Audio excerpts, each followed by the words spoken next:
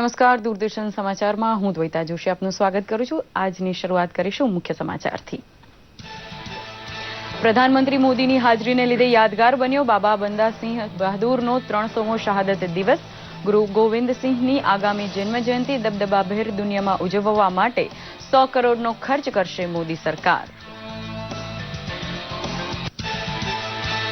વલસાડ મુંબઈ વચ્ચે માલગાડી ખડી પડતા અમદાવાદ અને સુરત તરફથી મુંબઈની ગાડીઓ રોકવામાં આવી। 4 ટ્રેન રદ કરાઈ તો અનેક ટ્રેન મોડી દોડી રહી હોવાથી પ્રવાસીઓને જાણકારી આપવા રેલવેએ કર્યો બંદોબસ્ત।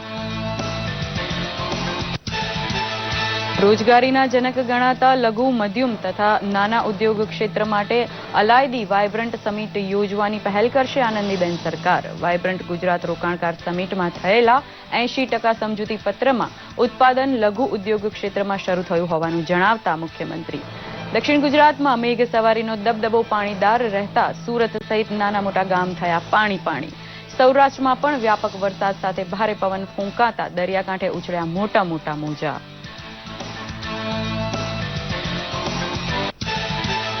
અને ભગવાન જગન્નાથજીની રથયાત્રા અગાઉ ચાંદીના રથની પ્રતિકૃતિ મહંતને અર્પણ કરી કોમી એકલાસનો દાખલો બેસાડતા મુસ્લિમ બિરાદર। અભૂતપૂર્વ બંદોબસ્ત ગોઠવવા માટે પોલીસ તંત્રએ પણ શરૂ કરી કવાયત।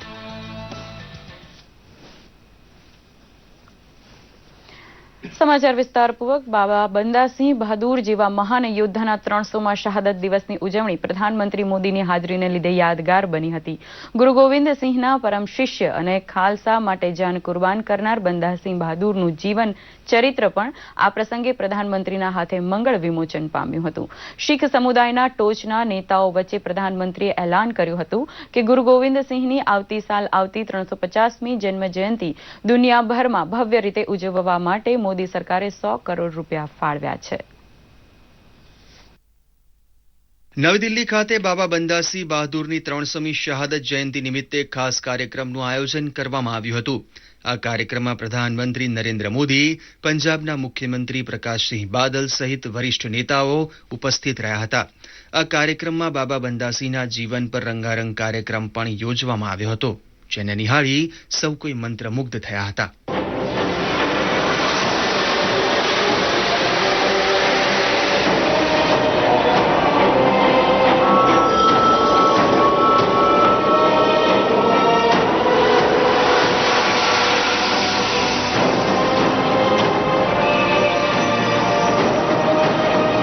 મોગલોના હાથે માત્ર 46 વર્ષની ઉંમરે શહીદી વહોરી લેનારા બાબા બંદાસિંહની સ્મૃતિમાં તૈયાર થયેલા પુસ્તકનું વિમોચન પ્રધાનમંત્રી નરેન્દ્ર મોદીના હસ્તે કરાયું હતું। પુસ્તકના વિમોચન બાદ પ્રધાનમંત્રી નરેન્દ્ર મોદીએ બાબા બંદાસિંહ બહાદુરની શહાદતને યાદ કરતા કહ્યું કે બાબા બંદાસિંહ મહાન યોદ્ધા અને સંવેદનશીલ વ્યક્તિત્વ ધરાવતા હતા।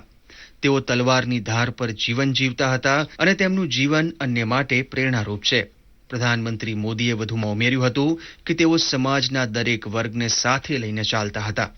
जो बंदा सिंह बहादुर ने दिखाया है वो गुरु शिष्य परंपरा की एक उज्जवल मिसाल में कह सकता है और इतिहास गवाह है कि इसके बाद गुरु गोविंद सिंह जी के इस बंदे ने कैसे अपने साथ हजारों लोगों को जोड़ा, व्यवस्था परिवर्तन की एक नई शुरुआत की, एक महान संगठक के रूप में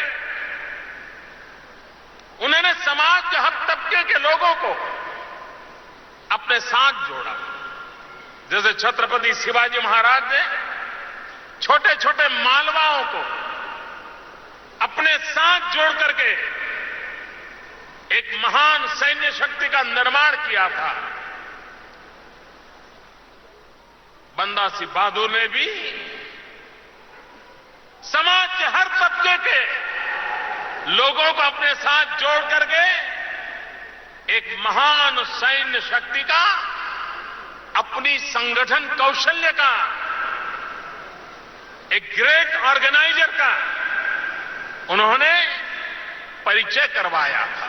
દિલ્હી ખાતે યોજાયેલા બાબા બંદાસિંહ બહાદુરની 300મી શહાદત જયંતિ પ્રસંગે યોજાયેલા ખાસ કાર્યક્રમમાં સૌ કોઈએ બાબા બંદાસિંહની શહાદતને યાદ કરી તેમને નમન કર્યા હતા।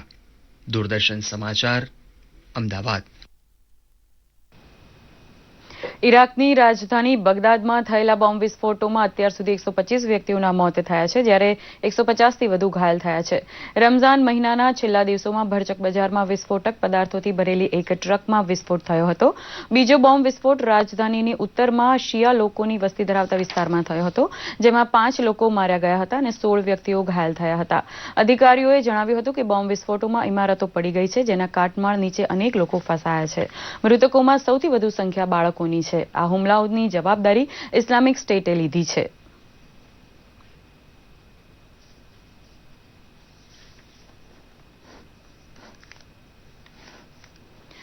મુંબઈ અને વલસાડ વચ્ચે દાણુ નજીક માલગાડીના 4 ડબ્બા રેલવે ટ્રેક પરથી ઉતરી જતા મુંબઈ સુરતને જોડતો ટ્રેન વ્યવહાર ખોરવાઈ ગયો છે.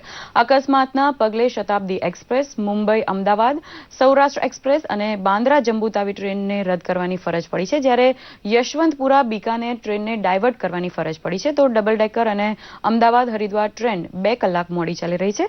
આ અંગેની વધુ માહિતી માટે ફોન પર વાત કરીએ અમારા સંવાદદાતા ગૌતમ પટેલ સાથે. જી ગૌતમભાઈ, અત્યારે શું પરિસ્થિતિ છે ત્યાંની? હાલ કેટલીક ટ્રેનોને ભુસાવલ તાપ્તી લાઇન ઉપરથી લાંબા રૂટની ટ્રેનોને મુંબઈ ડાયવર્ટ કરવામાં આવી છે, જ્યારે કેટલીક લોકલ ટ્રેનો જેમાં flying Rani, Valsad fast passenger, Virar shuttle વગેરે ટ્રેનોને કેન્સલ કરી દેવામાં આવી છે. આ ટ્રેનો જેની અંદર ખાસ કરીને અપડાઉન કરતા પેસેન્જરો હોય છે જે લોકલ, એ હાલ તો અટવાઈ પડ્યા છે અને આ પરિસ્થિતિ લગભગ જલ્દીથી દુરસ્ત કરવાની રેલવે તંત્ર ખાતરી આપી રહ્યું છે, પરંતુ કેટલા સમયમાં આ ટ્રાફિક સુચારુ થશે એ અંગે કંઈક વાત કરવા તૈયાર નથી. જી ગીતાબેન. જી ગૌતમભાઈ, અમારા સાથે જોડાવા બદલ આપનો ખૂબ ખૂબ આભાર. જી નમસ્કાર. જી સમાચારમાં આગળ વધીએ. અમદાવાદ ખાતે લઘુ ઉદ્યોગ ભારતીના પશ્ચિમ ક્ષેત્રીય અધિવેશનના સમાપન સમારંભમાં મુખ્યમંત્રી આનંદીબેન પટેલ ગઈકાલે ઉપસ્થિત રહ્યા હતા. આ પ્રસંગે મુખ્યમંત્રીએ લઘુ મધ્યમ નાના ઉદ્યોગ માટે અલાયદી વાઇબ્રન્ટ સમિટ યોજવાની જાહેરાત કરતા જણાવ્યું હતું કે લઘુ ઉદ્યોગો મહત્તમ રોજગારી આપતા ઉદ્યોગો છે, જેથી રાજ્ય સરકારે નાના મધ્યમ કક્ષાના ઉદ્યોગોની રોજગાર નિર્માણની ક્ષમતાને ધ્યાનમાં રાખી મધ્યમ કદના ઉદ્યોગો માટે જુદો વિભાગ ઉભો કરાયો છે. અધિવેશનમાં ગુજરાત, ગોવા અને મહારાષ્ટ્રના 44 જિલ્લાઓના 500થી વધારે પ્રતિનિધિઓ ઉપસ્થિત રહ્યા હતા. લઘુ ઉદ્યોગ ભારતીના 400 જિલ્લાઓના નેટવર્કના વ્યાપ સાથે લઘુ ઉદ્યોગના વિવિધ પ્રશ્નો અને મેક ઇન ઇન્ડિયા સાકાર કરવામાં લઘુ ઉદ્યોગના યોગદાન વિષયક બાબતોનો વિચાર વિમર્શ કરવામાં આવ્યો હતો. સમાપન સમારંભમાં ઉપસ્થિત રહેલા પ્રખ્યાત અર્થશાસ્ત્રી બજરંગલાલ ગુપ્તાએ વર્તમાન વૈશ્વિક મંદીના યુગમાં લઘુ ઉદ્યોગોને રાષ્ટ્રની ધરોહર ટકાવવાના ઉદ્યોગો ગણાવ્યા હતા. ઉદ્યોગ વિભાગ દ્વારા અને કલેક્ટરો દ્વારા 10,000 થી માંડીને 10 લાખ રૂપિયા સુધીની લોન મેળવવા માટેના કેટલાક કેમ્પ કર્યા હતા અને એ કેમ્પની અંદર અનેક ભાઈ બહેનોને કોઈને 10,000, કોઈને 15,000, કોઈને 5 લાખ, કોઈને 2 લાખ રૂપિયા લોન આપવામાં આવી છે અને એ જે લોન મુદ્રા બેંક દ્વારા આપવામાં આવી છે એમાં રાજ્ય સરકાર 60% વ્યાજ સહાય કરવાની છે. દક્ષિણ ગુજરાત સહિત સૌરાષ્ટ્રમાં મેઘરાજાની જમાવટ જામી છે. સૌરાષ્ટ્ર બાદ દક્ષિણ ગુજરાતમાં મેઘાની તોફાની સવારી આવી પહોંચી હતી. વલસાડ, વાપી, નવસારી, તાપી, સુરત, બારડોલી સહિતના વિસ્તારોમાં મુશળધાર વરસાદ ખાબક્યો હતો.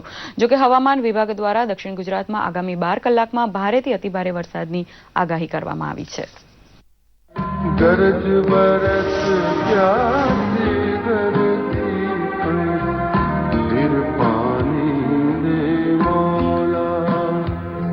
દક્ષિણ ગુજરાતમાં છેલ્લા 2 દિવસથી વરસતા વરસાદે રવિવારે આક્રમક સ્વરૂપ ધારણ કર્યું હતું.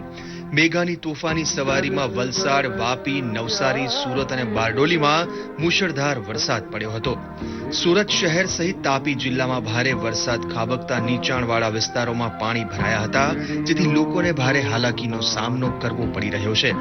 આ ઉપરાંત તાપી, સોનગઢ, વ્યારા સહિતના વિસ્તારોમાં પણ મેઘાએ જમાવટ કરી હતી. નવસારીમાં ભારે વરસાદના પગલે નીચાણવાળા વિસ્તારોમાં પાણી ભરાતા અમુક રસ્તાઓ બંધ થઈ ગયા હતા, જેથી સામાન્ય જનજીવનને પણ અસર પહોંચી હતી.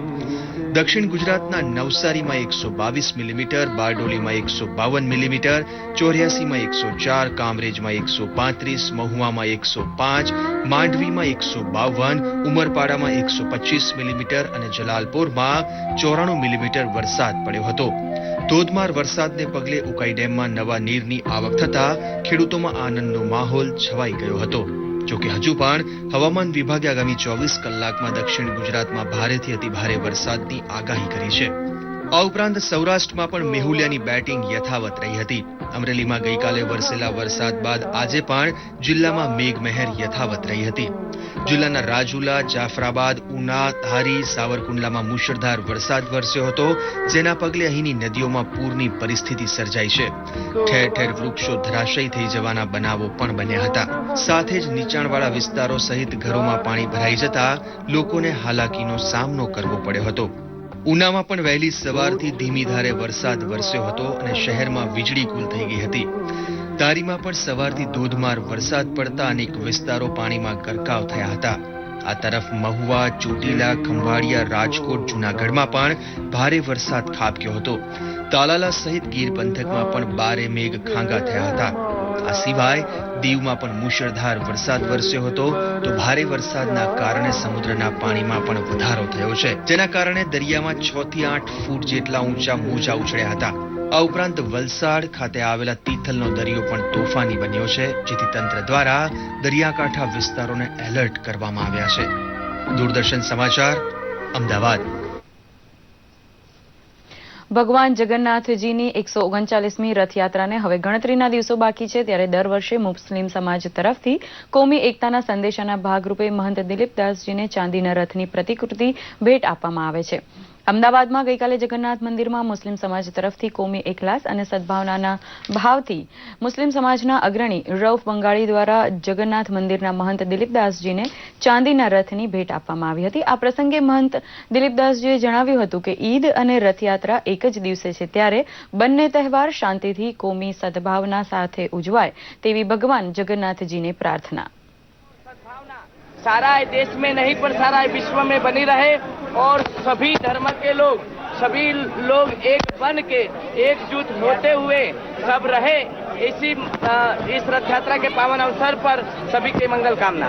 ગુજરાતમાં ખાસ કરીને જે ગુજરાતનો મુસ્લિમ ને હિન્દુ એકતા અને સદભાવના જે બે તહેવાર સાથે મનાવવામાં આવે છે, એ બહુ ખુશીની વાત છે.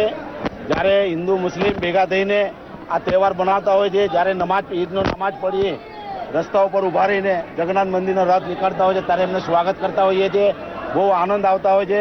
એટલે ભગવાન કરે બીજે એક વર્ષ આવી રીતના આવે અને આવો ટાઈમ બાર નથી આવતા. આ તહેવારનો માટે અમે આ સદભાવના માટે આજે ચાંદીનો રથ છેલ્લા અમે 10 વર્ષથી આપું છું.